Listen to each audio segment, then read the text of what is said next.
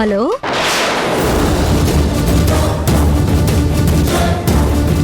Hello నిన్నే. చూడండి, ఇప్పటి వరకు మీరేం చెప్పారో అది చేశాను.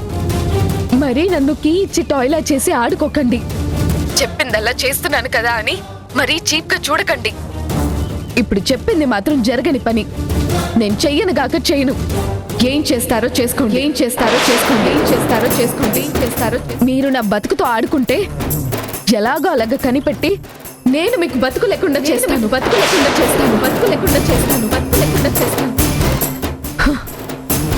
హలో హలో ఏంట్రా ఇది రివర్స్ అయింది? ఏం చేస్తారో చేసుకోండి అంటుంది. మరిప్పుడు ఎలా మమ్మీ?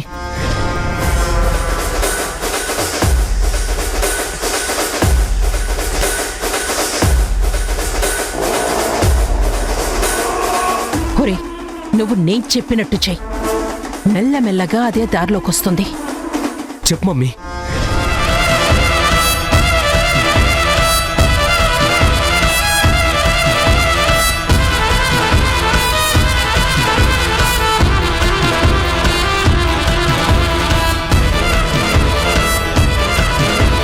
సరేనా? అలాగే మమ్మీ, అలాగే చేద్దాం.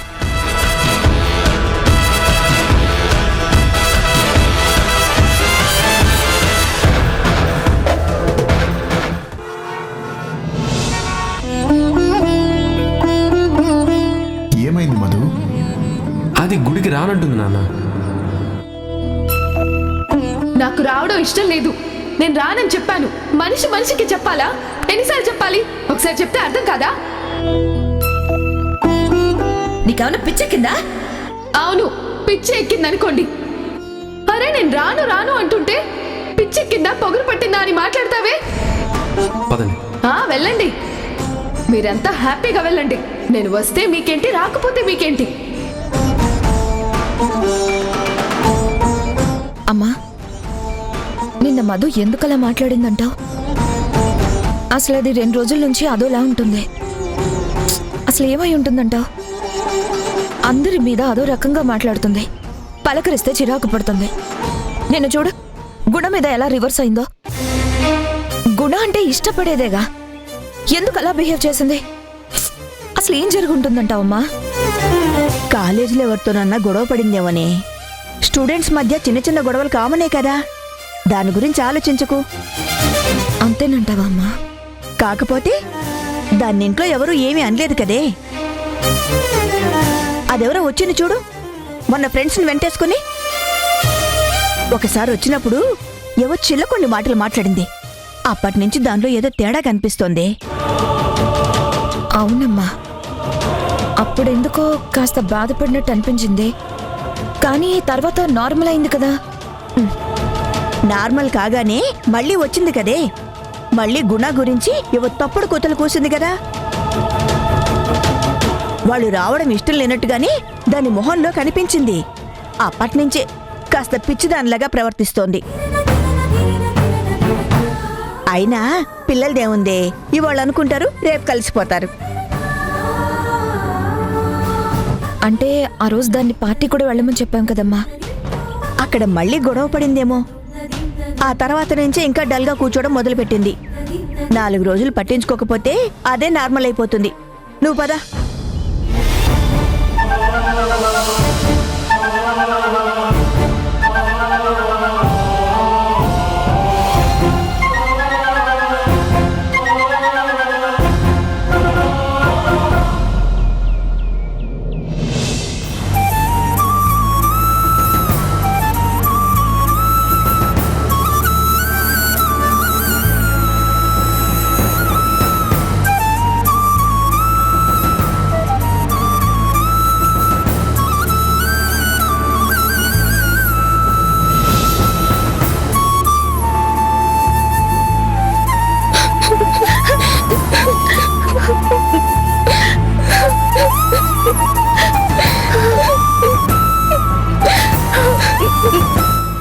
ఏమైందమ్మా? ఎందుకలా ఏడుస్తున్నారు?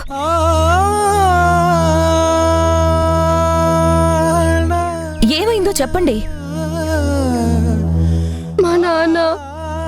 నన్ను మా అమ్మని తిట్టి కొట్టి ఇంట్లో నుంచి పంపించేశాడు. అసలు ఈ ఇంట్లో నీకు స్థానమే లేదు. పో.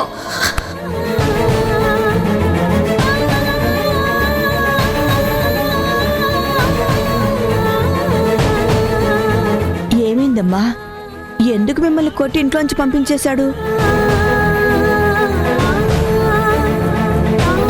ఏం చెప్పమంటావమ్మా? తను నాతో 2 రోజులు బాగుంటాడు, 2 రోజులు దయ్యం పట్టిన వాడిలా ప్రవర్తిస్తాడు. నన్ను నా పిల్లవాడిని అసహ్యంగా చూస్తాడు. నీచంగా నోటికొచ్చినట్టు మాట్లాడతాడు. నీకు నాకు సంబంధం లేదంటాడు. వాడు నాకు పుట్టలేదు, ఎవడికి కన్నావో వాడి దగ్గరకు పోని విడుచుకు పడుతున్నాడమ్మా.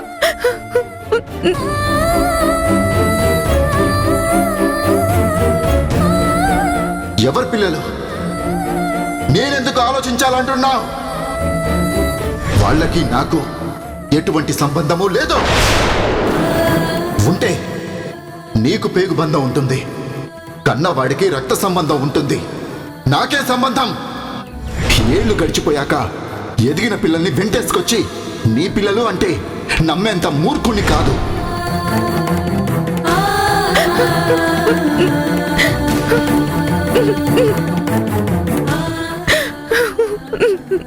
పూటకి ఒకలా పిచ్చి పట్టిన వాడిలాగా నన్నొక భూతంలా చూస్తున్నాడమ్మా. ఏం చెయ్యాలో అర్థం కావటం లేదు. అందుకే వీడిని తీసుకుని మా ఊరు వెళ్దామని బయలుదేరాను. కానీ ధైర్యం చాలడం లేదమ్మా. నా బ్రతుకు ఏమైపోయినా పర్వాలేదు, కానీ వీడి జీవితం ఏమైపోతుందని భయం వేస్తుందమ్మా.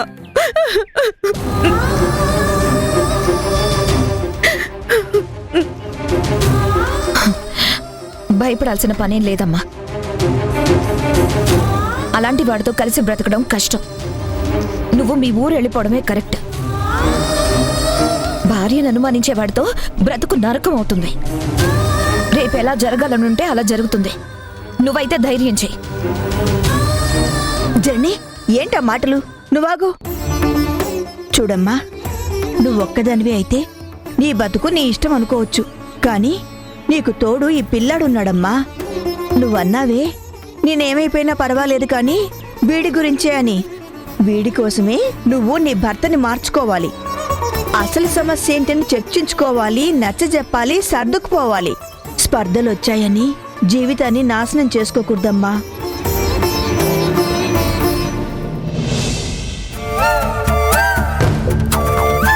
భర్త భార్యను వదిలేసినా, భార్య భర్తను వదిలేసినా బ్రతుకు కష్టంగా మారేది భార్యకేనమ్మా.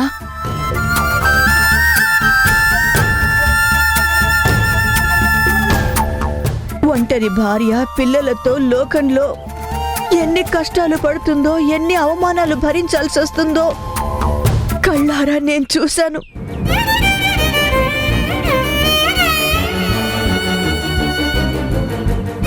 ఆ అనుభవంతోనే చెప్తున్నాను. ఓపిక పట్టి ఒదిగి ఉంటే అన్నీ సర్దుకుంటాయి.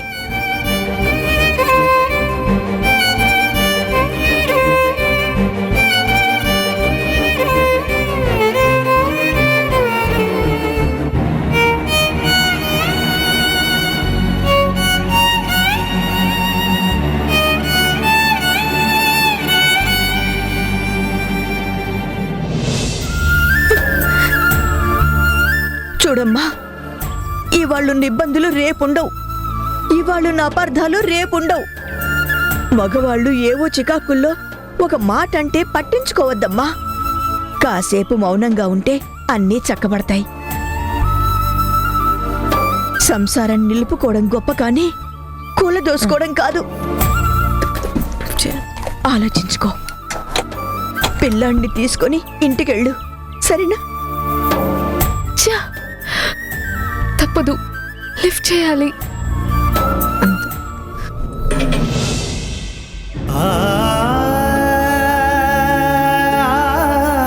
ఏంటమ్మా, సర్దుకో చక్కదిద్దుకో అని చెప్పావా? భార్య అంటే ఇష్టం లేని మగాడితో సర్దుకుపోవడం అంత ఈజీ కాదమ్మా. భార్య సర్దుకుపోవాలని చూసినా మగవాళ్ళ అంత తేలిగ్గా సర్దుబాటు చేసుకోరమ్మా. నీ అనుభవంలో అది తెలుసుకోలేదా? అందరి జీవితాలు ఒకేలా ఉండవు జనని. నేను తనకు చెప్పింది నీకు అనుకోకు. నీ కథ వేరు, ఆమె కథ వేరు. నీ విషయంలో గుణ మారాడని నేను పూర్తిగా నమ్ముతున్నాను. నీ మీద తనకి మనసులో ప్రేముంది, అభిమానం ఉంది. నీతో కలవాలని, కలిసి జీవించాలని ఆరాటపడుతున్నాడని నేను గ్రహించాను. తొందరలోనే నీకు అర్థమవుతుందని, నువ్వు గుణని అర్థం చేసుకుంటావని, పూర్తిగా నమ్ముతావని నాకు నమ్మకం ఉంది. సరేనా? అమ్మా, మనం అనుకున్న నిర్ణయానికి కాలం నడవదు. కాలానికి అనుగుణంగా మనం నడవాలి. నీకు నమ్మకం ఏర్పడిందేమో కానీ నా మనసులో కాన్ఫిడెన్స్ ఏర్పడలేదు.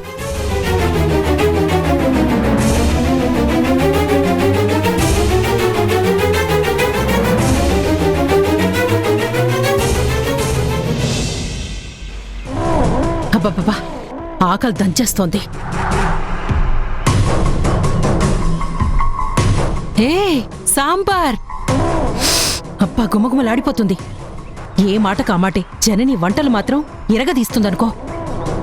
వాసన ఇలా ఉందంటే టేస్ట్ ఇంకా అదిరిపోతుందన్నమాట. డౌటే లేదు. కాని కాని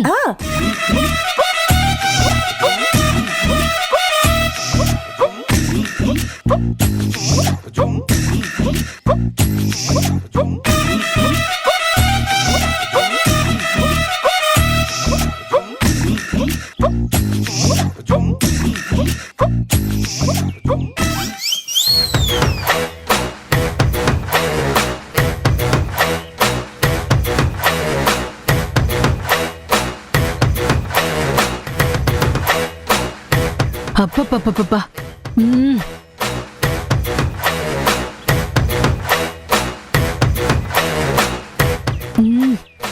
అబ్బా, బా, మహా అద్భుతం.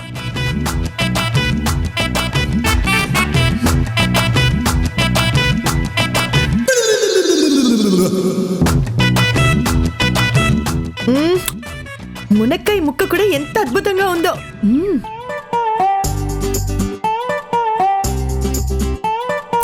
పిప్పి కూడా పారే బుద్ధి కావడం లేదు.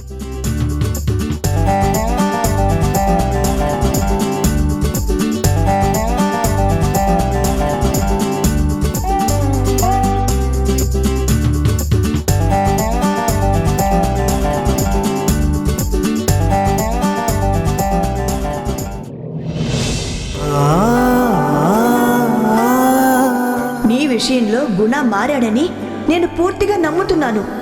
నీ మీద తనకి మనసులో ప్రేముంది, అభిమానం ఉంది.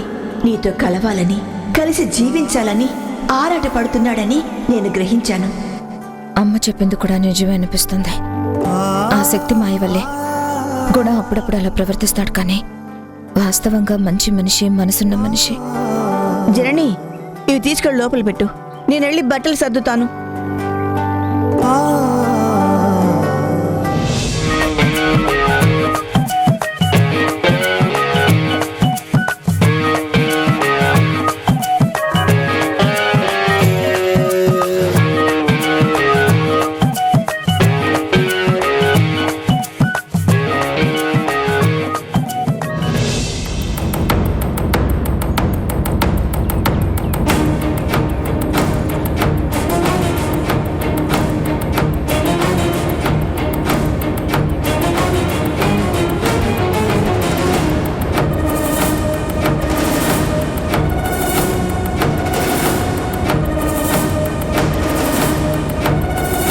అమ్మా, మార్నింగ్ సాంబార్ చేయమన్నాను కదా, చేసావా?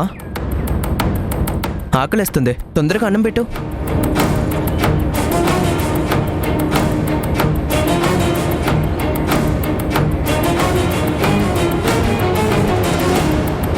ఇంకెక్కడ సాంబార్ చిన్నా? మొత్తం మేమే తినేసాం. సాంబార్ లేదు.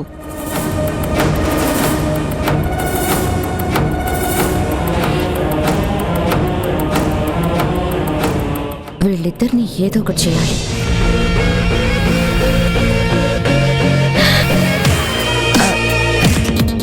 చిన్న, నువ్వు అడిగావని సాంబార్ చేశాన్రా, కానీ టేబుల్ దగ్గరకు తెచ్చి పెడుతుంటే అందులో పైనుంచి బల్లి పడిందిరా. సర్లే పర్వాలేదులే, నీకు నేను మళ్ళీ రేపు చేసి పెడతానులే, సరేనా?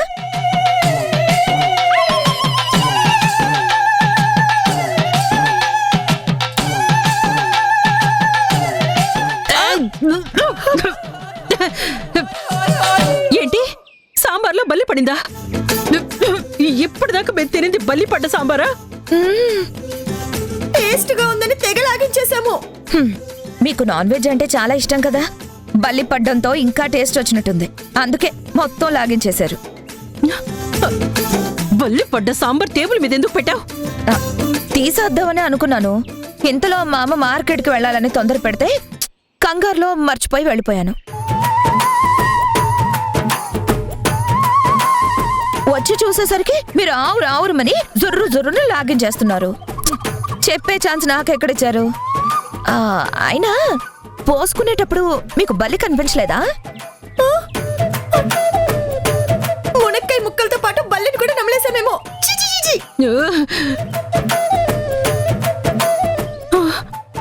అమ్మో, బల్లి పాయిజన్ అంటారు కదా, ఇప్పుడు ఏం చేయాలి?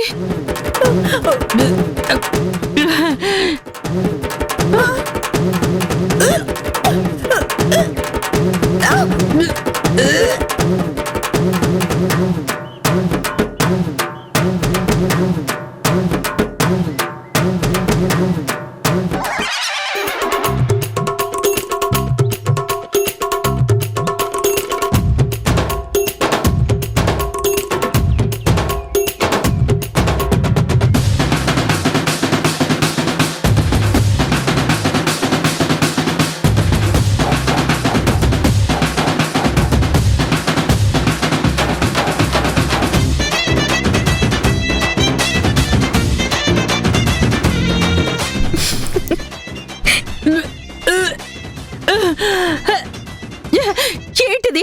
ఎంత కక్కిన మెతుకు బయటికి రావట్లేదు. ఆకలి మీద ఉన్నాం కదా, ఏ ముద్దకా ముద్ద అరిగిపోయి ఉంటుంది. బాగుంది కదా అని బాగా లాగించేసావు. ఇప్పుడు ఏంటి భగవంతుడా మా పరిస్థితి? సౌమ్య, నువ్వు డాక్టర్ కదా, ఏం చేస్తే మనకేం కాకుండా ఉంటుంది? నా ఫోన్ ఇది. అమ్మా, వాళ్ళకేమైనా అవుతుందేమో. ఏం కాదు, ఉత్తనే.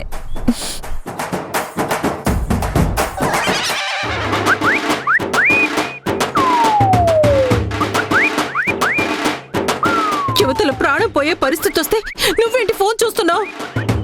బల్లికి విరుగుడేంటా చూస్తున్నాను. అసలు నువ్వు డాక్టర్వేనా? చదివి పరీక్ష రాసి పాస్ అయ్యావా? కాపీ కొట్టి పాస్ అయ్యావా? విషయానికి విరుగుడేంటి అని ఫోన్లో చూస్తావా? అయ్యో భగవంతుడా, ఇప్పుడేం చెయ్యాలి భగవంతుడా? ఇప్పుడెలా?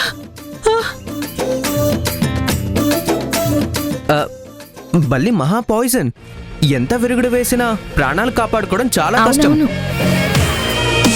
ఈ మధ్య మా ఫ్రెండ్ ఒకడు బల్లి పడ్డ సాంబార్ తిని పైకి పోయాడు. అయ్యో, అయినా మీకేం కక్కుర్తి, అంత ఎగబడి తినేశారు?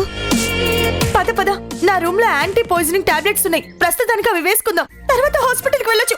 పద పద పద.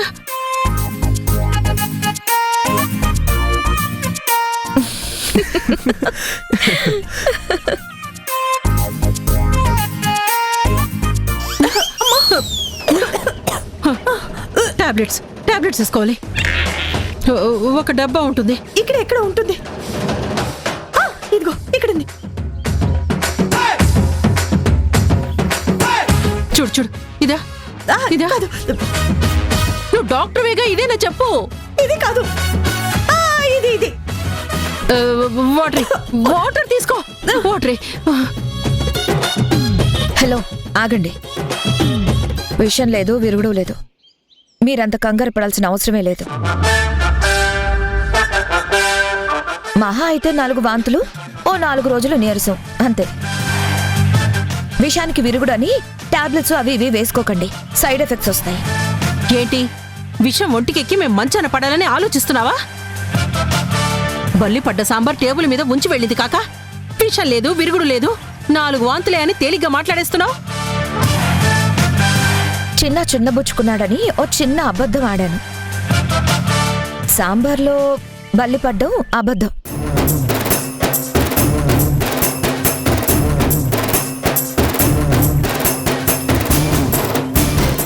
ఏయ్ నిజమా? అబద్ధం చెప్పాల్సిన అవసరం నాకు లేదు. ఆ అలవాటు కూడా నాకు అస్సలు లేదు.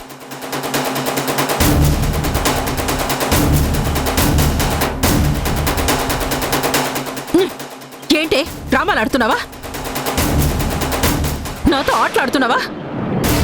నా ప్రాణాలతో చెలగాటం ఆడాలని చూస్తున్నావా? నా సంగతి తెలుసు కదా, అనుభవించిన గతం మర్చిపోయావా? ప్రాణాలతో చెలగాటం ఆడడం, బ్రతుకుల్లో నిప్పులు పోయడం నీకలవాటు. చిన్న అబద్ధానికే నీకిప్పుడు ఇంత కోపం వచ్చిందే. ఉదయం నువ్వు నా కూతురు గురించి చెడుగా మాట్లాడినప్పుడు ఇంతకు 100 రెట్లు నాకు కోపం వచ్చింది. మా అమ్మ నచ్చజెప్పకపోయుంటే నీ సంగతి అప్పుడే తేల్చేదాన్ని. కోపం అనేది నీ ఒక్కదాని సొత్తేం కాదు, అందరికీ వస్తుంది. అది గుర్తుంచుకో. ఇంకొకసారి నా కూతురు గురించి తప్పుగా మాట్లాడితే నిజంగానే నువ్వు తినే తిండిలో విషం కలపాల్సి వస్తుంది. జాగ్రత్త. అయినా మీ స్వార్థం మీకేనా? అంతమంది కోసం చేసిన సాంబార్ మీరిద్దరూ కరువు పడ్డట్టు తిన్నారే, వెనక ముందు ఆలోచించాల్సిన పనిలేదా? సాంబార్కి మొహం వాచుంటే ఒక్క మాట నాకు చెప్తే గంగలాల్ చేసి పెట్టేదాన్ని కదా. కక్కుర్తి పడితే ఇలాగే తిప్పలు పడాల్సి వస్తుంది. జాగ్రత్త.